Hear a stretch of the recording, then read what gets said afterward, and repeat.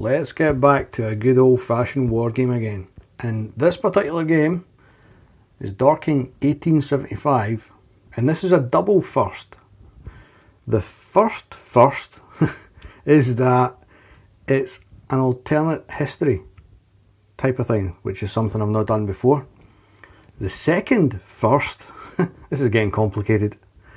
The second first is that it is print and play. So what you see here is all printed by me on a home printer, nothing fancy, and I'll tell you how I did it later on. But it's based on the book The Battle of Dorking, which was written by George Tompkins Chesney, and he was one of the top buds in the army, and he was a bit peeved off with the fact that really the army, the navy and so on were just scattered everywhere and it was in a terrible state.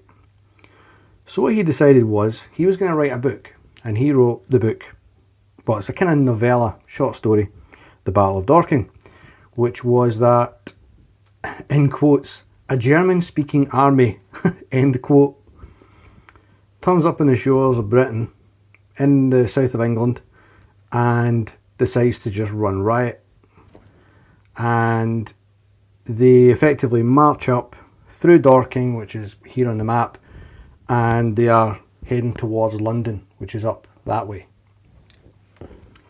And the book caused a bit of a hoo-ha at the time, because he was making the point that the army was far too spread out, and if this was to happen, and obviously this whole battle is fictitious, if somebody was to turn up in the south of England, we had nothing to fight them with. So his book was debated in Parliament and so on, and they realised that yes, he had a point.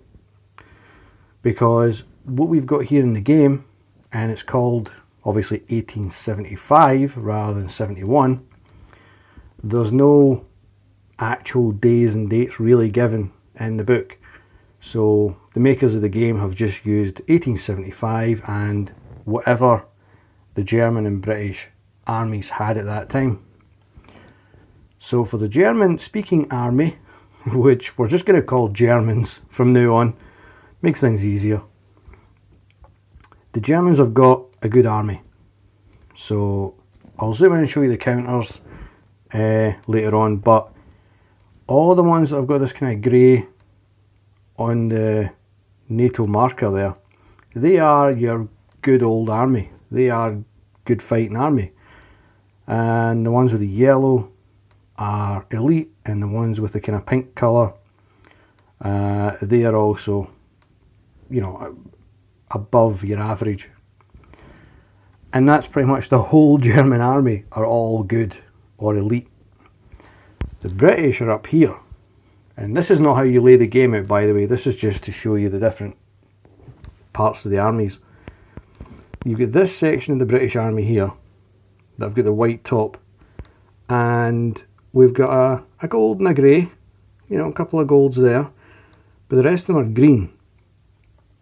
Greens and greys are not that. The greys are okay, but the greens are pretty much folk that was just called up at the last minute to try and fight off these invaders. So really the whole British army here in red is just a complete ramshackle dad's army at this point.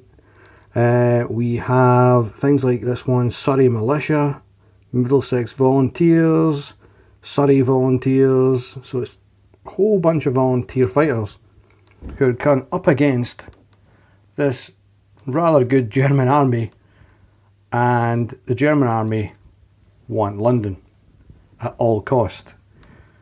So that's the background behind it, and I'll zoom in, I'll show you the counters, and then we'll get stuck into it. I'll show you the tables as well. There's only really one table, the rest of it is just rolling dice.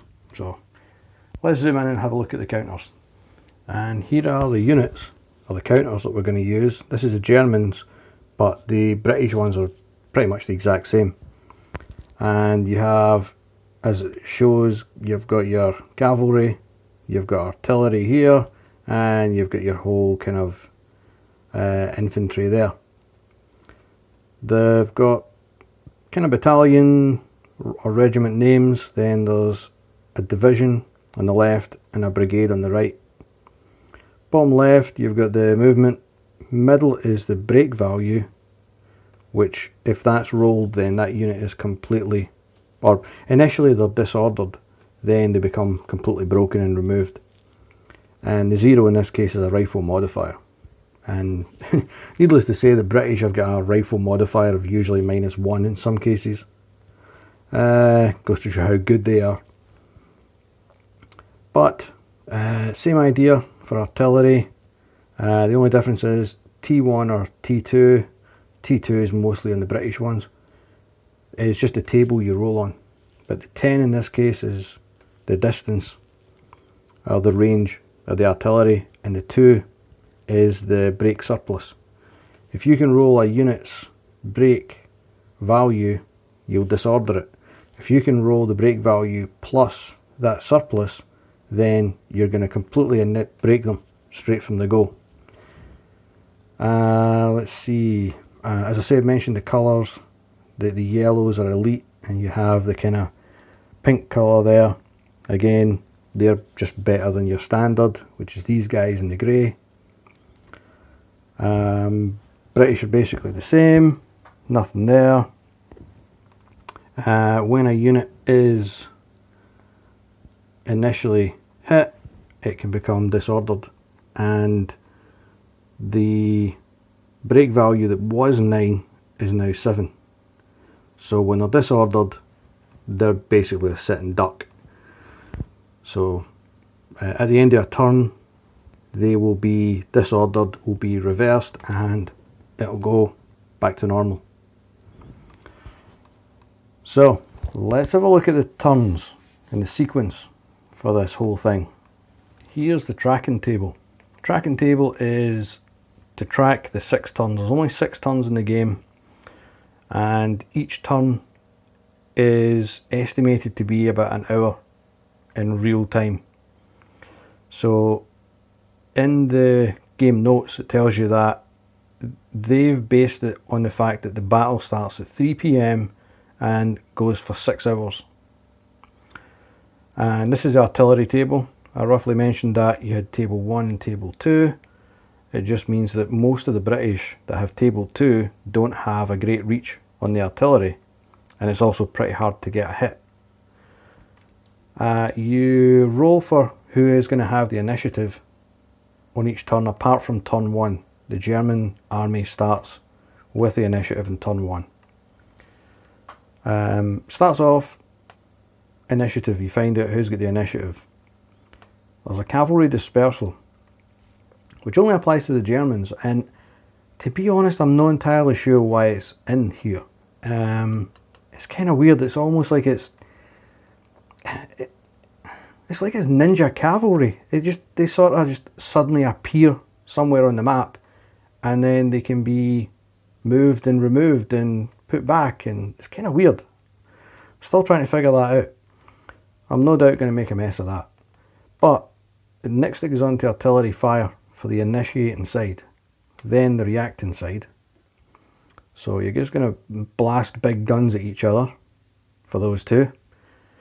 You then do a rifle fire for the initiating side and then the reacting side. So you're just going to fire at each other. And while I remember, in case I forget, you can only fire a rifle at a unit that's 2 hexes away. 3 can't fire. Adjacent can't fire. It's got to be 2 hexes. So that's rifle fire. Again, this is a dispersed cavalry allocation thing where it just suddenly pops on the map out of nowhere like ninjas. The initiating side moves, then attacks. Then the reacting side moves and attacks. Ninja cavalry again. This is where you check to see if they've survived whatever the hell they were doing. And then dispersed cavalry muster, where you can suddenly call them back and then they can reappear on the map. It's very weird.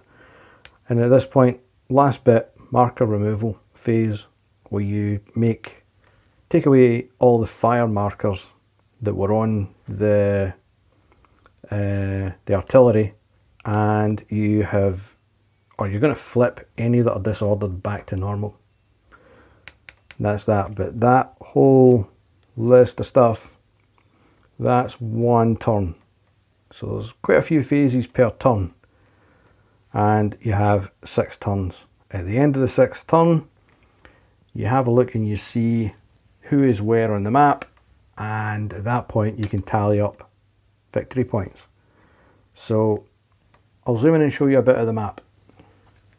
Right, this is the full map for the game. There is a piece down here that we were looking at. This is the top of the initiating table here for the whole tracking thing. I'll come to the other bits down here soon, but this is the whole map, and it's probably going to be hard to see it, but I'll try and show you. There's a blue line here, which you can probably see goes right across the map. The German forces have to start behind that blue line. So that's their starting point. That's fair enough. You have your scenery that you can see, but here there's a kind of orange line that runs through there. It runs up this way, runs across, runs down, back up that way. That's the British deployment line. All the British troops have got to be behind that line when they first start. Start of the game, they can charge down there all they like, but at the start they have to be above that line. Very hard to see it, but there's a yellow line, runs all the way up, kind of snakes around the map, all the way up there. The German forces want past that yellow line. For every unit they can get past that yellow line, they get victory points for that. They also get victory points for being up here at London, and I believe there's another one there. So if they get to take that city there, they get victory points for that. There is kind of movement penalties for moving up into higher terrain, or benefits for hiding in the trees and stuff like that. There's no benefits though for being on roads or the railway line or anything like that. You have to cross the bridges, of course, if you want past the river there, or the brook in this case. So that's most of the scenery. As I say, you do get bonuses if you're hiding in a city or you're hiding in trees. That'll help you. Right, last bit I'll show you is the other couple of tables at the bottom, just down here. Right, last section of the map is this bit. This is the whole dispersed ninja cavalry thing. The idea being that initially you can take, say a cavalry unit, you can take them off the map, put them in there, moving this across, then at a later point you take this marker here and it gets plonked on top of a British unit, and it doesn't seem to do any damage or anything to the British unit, it just sticks with them. And you keep checking to see if, you know, this ninja unit has been broken and gets removed from the map or gets recalled. Later on you can then recall that ninja unit and then, you know, place them back on the map again. It's all a bit weird. I'm not quite sold on it, but fair enough. This is your terrain types, and as I say, there's pretty much no effects on anything from roads and railways and that kind of idea. These terrain types are your normal terrain, high terrain, trees and forests kind of idea, towns, villages, and then any movement tariffs that you've got to pay to go through them. So if you're going through the woods, you pay 1 movement point to move anywhere by default. But if you move in there, it's an extra 1. And it tells you an effect on your break value. So in this case, it'd be +1 for infantry and artillery, +1 for cavalry. so it would kind of save you from getting broken and removed from the map. So that is all the tables and the map. Let me just show you the whole thing and explain how it was printed. Right, here's most of the map, because it's kind of in portrait mode rather than landscape. But what I did was, by the way, it was about $11 for this game, so it's not that expensive, and it is pretty good, honestly. And what I did was I printed the map on 4 A4 sheets. So that is one.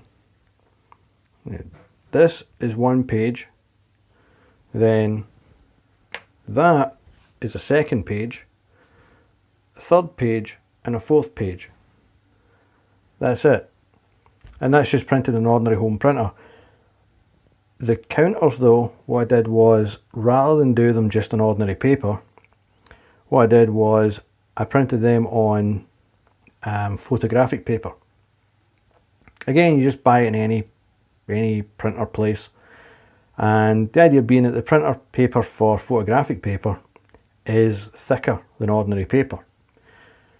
When you get the files that you download, all of the counters are on just one A4 sheet, and that's the fronts and the backs. So what I did was I would cut out a strip. So for example, you know, that would be the fronts of one strip. Then I would, you know, cut out that whole strip like that. Then I would have the same for the backs over here, another 4. Take the 2 strips, bit of wood glue in the back of them, a tiny bit of wood glue, not a lot, and then stick the 2 halves together. Then just cut them out so that they come out separate. Because it's photographic paper, they come out kind of thicker and they're kind of shiny. So photographic paper, I can recommend that for the markers. But for anything else, just ordinary A4 printer paper.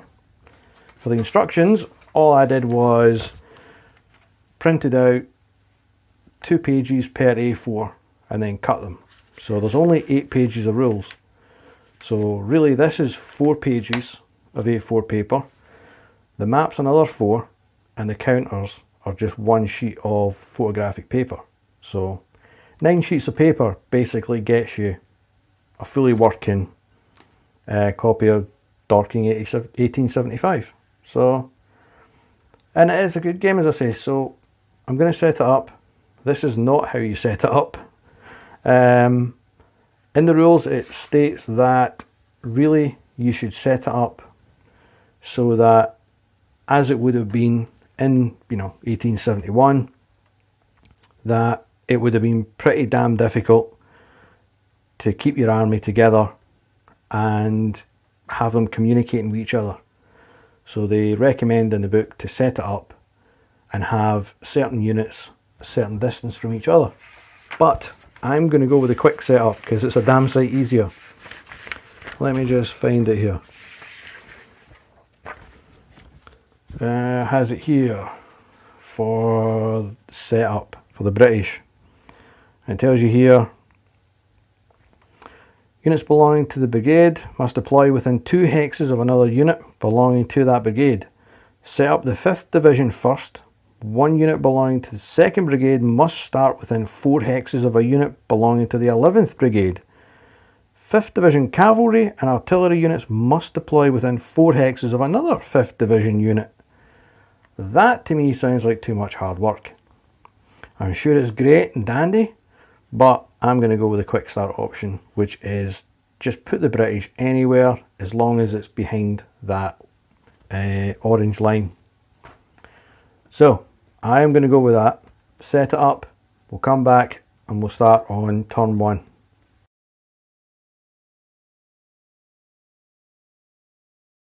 So Germans first, they get the initiative in the first turn, and we've done phase 1, which is decide who has initiative. Germans.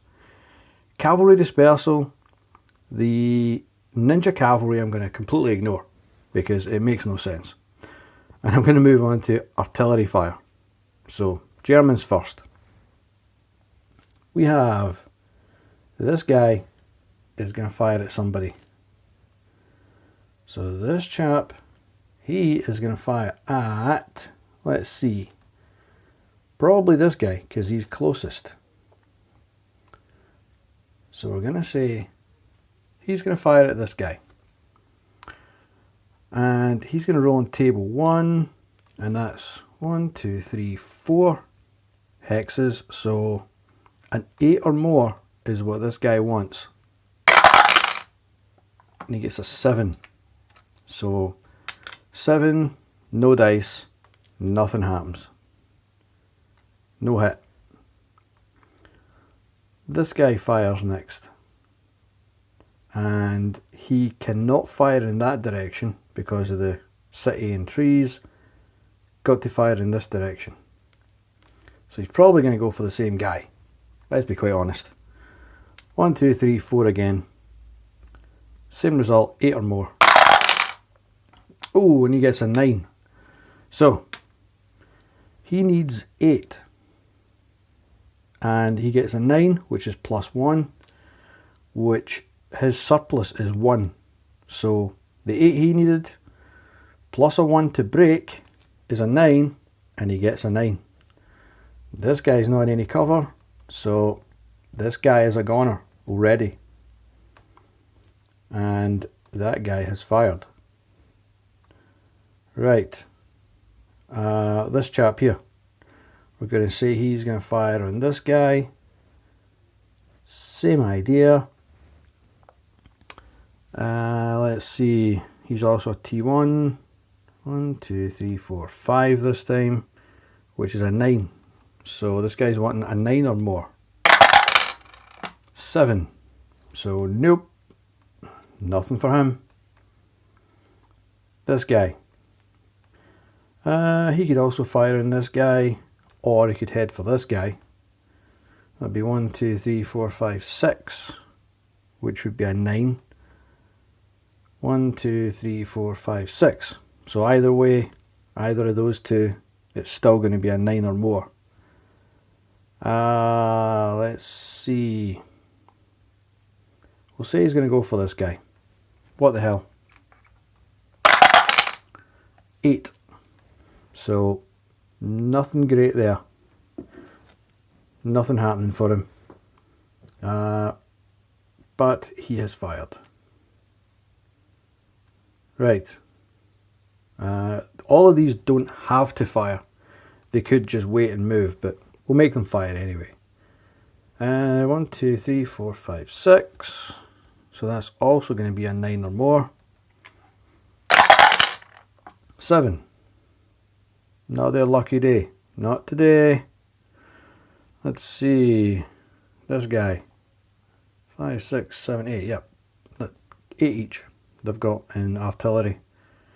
So he can't fire across this way. No can do. So he's going to have to fire up this way. So it's going to have to be one of these two. 1, 2, 3, 4, 5, 6, 7. That is also going to be a 9 or more. Ooh, that's an 11. So he needs 9. His break value is 2. So an 11, which he got, completely breaks that. So, whoops, moving things. So this guy is completely gone. That is what I get for not putting them in woodland. But if I had put some of the British artillery in the woodland, they wouldn't have been able to fire. So 6 and half a dozen. So he's fired. This guy, we'll say he's going to fire on this guy here. 1, 2, 3, 4, 5, 6, 7. Same again, 9 or more. Nope. His luck is not in. Whoops. Throwing markers everywhere. And last will be this guy. He has to fire up here, or up here. We will say he's going to go for the cavalry here. And that will be 1, 2, 3, 4, 5, 6, 7. Same again. 9 or more. Nope. 7. So hard luck on him. No go. Right, so British have already lost 2 artillery guns. That could not be a good start. But this time the British guns can fire. And the reason why I put, where is he? This guy over here somewhere, was that this guy can only fire 5 hexes. So that whole idea of putting him nice and close just went completely pear-shaped. Right, this guy's also only 5 hexes. So 1, 2, 3, 4, 5. So that's about the only thing he can hit. 1, 2, 3, 4, 5, 6. You can tell I thought this out well. You can tell. So he's going to fire for this guy because it's the only one he can hit. So, because he is a T2, he needs an 11 or more to hit this guy. So, no chance. Right, that's the end of that idea. We then have this guy. He's a T1. He could fire on the same guys. 1, 2, 3, 4, 5, 6, 7. That'd be a 9 or more to hit this guy. Nope, that's not happening either. And obviously artillery does not have to fire at artillery. I'm just doing that because they're closer to each other. We'll go for these. 1, 2, 3, 4, 5, 6. Also a 9 or more. Dear oh dear. There is no luck. Not in this game. Right, this one can't fire here or here. Gonna have to be... He's gonna have to not fire at all because I've just realised where I've put him. Oh dear oh dear. Right. He can't fire because he can't fire through the city. He can't fire through that tree and he can't fire through those trees either. So this guy's useless. I need to move him so he's not going to fire. This guy can fire though. And he is going to aim for... let's see, he's going to aim for here. 1, 2, 3, 4, 5, 6, 7. So that's going to be, again, 9 or more. Okay, it's not their lucky day either. And last is going to be this guy. He's going to have to fire at this guy because he can't fire through that tree or the city. He's going to have to fire in between, and even that's kind of cutting it fine. 1, 2, 3, 1, 2, 3, 4, 5, 6, 7, 8. That's going to be a 10 or more. 9. Oh, nearly. That's probably about the closest it's been yet. Right. That is going to be it for artillery fire. That is that. Next would be rifle fire, but nobody's close enough yet for rifle fire. You've got to be 2 hexes away. Right, let's move on to movement. The initiating side gets to move first, so it's going to be the Germans. If it's fired, it cannot move, so none of their big guns can move. And this guy can move 4, this guy's going to move 5, 8 and 8. So, let's see, where are they going to go? Another thing is that units cannot move through each other. So this guy can't suddenly move up to here. He'd have to move around. This guy's going to move 5. He's going to have to move first to let this guy move. Let's see, if he moves 1, 2, 3, 4, 5, that would work. If you move from here to a new height, it's 2 movement points. And if you move to another height, another 2 movement points. If you stay in the same height, it's just 1, 1, 1. So this guy's going to move 5, we'll say. 1, 2, 3, 4, 5. This guy's 4. 1, 2, 3, 4. This is kind of leaving the Germans out in the open. 1, 2, 3, 4. But I'm going to go on the basis that the Germans are just going to charge in there, full of confidence, and see what happens. This guy's 8. Now,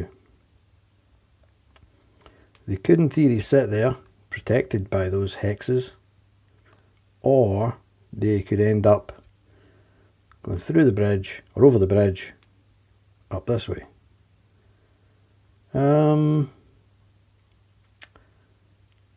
Let's see. Although I did kind of goof by putting that artillery there, because that artillery is blocking that bridge. Well.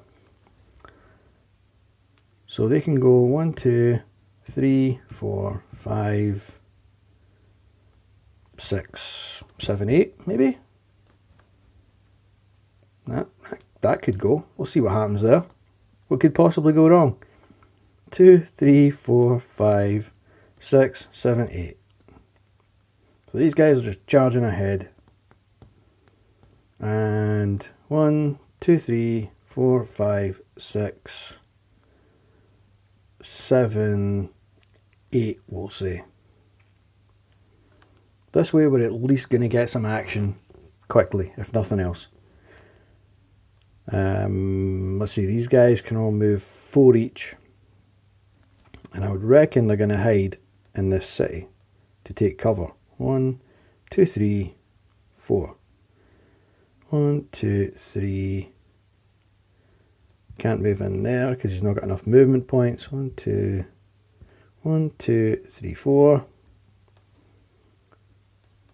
Let's see, this guy. 1, 2, 3.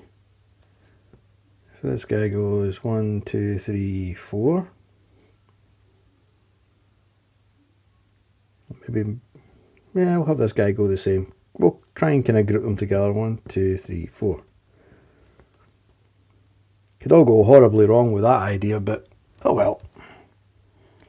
Live and learn and all that jazz. Again, 4 each for these guys. They can kind of hide in here. So it'll be 1, 2, 3. That'll be 2, 3. It's not enough to get them into the other forest right enough. These guys can go 8 each, cavalry here. So let's see, they can go 1, 2, 3, 4, 5, 6. So they can go way up here. 1, 2, 3, 4, 5, 6, 7, 8. So I'll put him in there then. We'll say he's hiding in the forest. We'll say this guy's going to go 1, 2, 3, blah, blah, blah, hide in that forest, take cover. These guys all can go 4 each as well.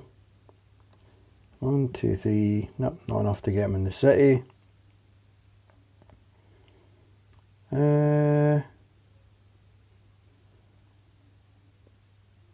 2, 3. Not enough to get them in the forest, but 1, 2, 3. You can hide behind those trees, if nothing else. 1, 2, 3. 1, 2, 3. Put that guy in there. But just leave those guys there. What the hell? Be different. Right. We're going to say that's the Germans done their move. And the next one would be attack. But nobody's actually... Oh no, wait, they are close enough to attack. These guys can attack. Right, okay, so we can have German attack. Okay, so we can have... Yeah, we can have this guy attack this guy. This guy can attack the artillery. Right. This guy's going to attack this guy. And... works in that if they can get the exact value, they'll force a retreat. So we'll see what happens there. So we've got this guy, their value is, let's see, this guy's break value is 10. So, okay, if they get a 10, spot on a 10, then this guy will have to retreat. If they get 11 or 12, if they get 11, this guy will be broken, completely removed. If they get 12, again, he's forced to retreat. 12 is always a retreat. Not a hope in hell. Right, this guy is then going to attack this gun. The artillery is a 7. So let's see. 5. So, nope. Nothing happens. No excitement there. Nobody else is close enough to attack. So, time for the British to move. Right, British movement. Let's see what they're going to do. These guys are all kind of different, so they're not as well grouped up as these guys. So, this guy can move 3. I reckon he's just going to stay hiding in those trees and praying for his life. This guy, probably the same, because you get a 1 bonus modifier if you're in the woodland or if you're in cities. So most of these guys are already in trees, which is purposely why I put them there, hiding. This guy's not though. He's not in trees. So, is he gonna... I'm gonna say he's gonna retreat back to the cover of the trees. What the hell? Does mean he's kind of enticing these guys closer to their objective, which is that yellow line. But, you know, maybe we can pull this guy up a bit and then just grab him with these guys. I don't know. I'm completely making it up. Right, this guy can move 8. He is within rifle fire anyway for next time, but he has a -1 modifier for rifle fire, which is not the greatest, but I'm going to leave him there. I'm going to leave those guys there. Let's see, because they're in the trees. If I move them down here, these guns are just going to annihilate them, and when they are not in cover, these guys are going to annihilate them. So I'm trying to keep these guys in cover. This has got to move. It is useless sitting there. Let's see, you can move 7.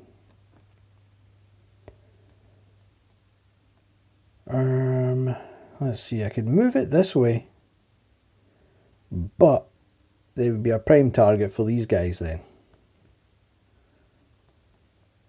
because I can get it over that bridge, so that would be okay. Let's see, I could go this way, but again it's still going to be pretty hopeless.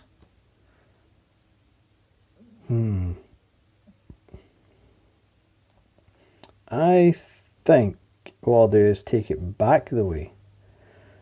That way when these guys come a bit closer, hopefully then I can let rip with this thing and hopefully attack them here. So I'm going to move it back a bit. 1, 2, 3, 4, 5. Move it to there. That way, when these guys come out of the city, hopefully I can just bombard them, flatten them. That's the theory. These guys are keeping an eye on the town. These guys are all nicely hidden in trees, so I'm happy enough with that. Let them come up, see what happens. Right, okay. They've done their movement bit, and there's nobody to attack. No, because the other guy moved.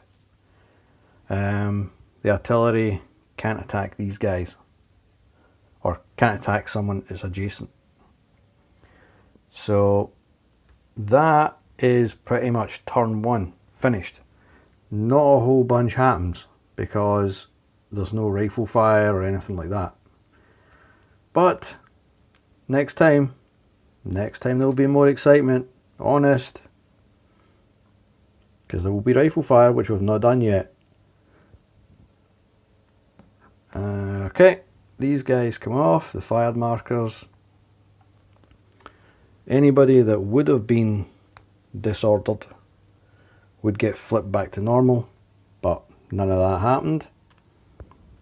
Apart from 2 British units getting completely flattened. Right. Done. That is it. That is the end of turn 1.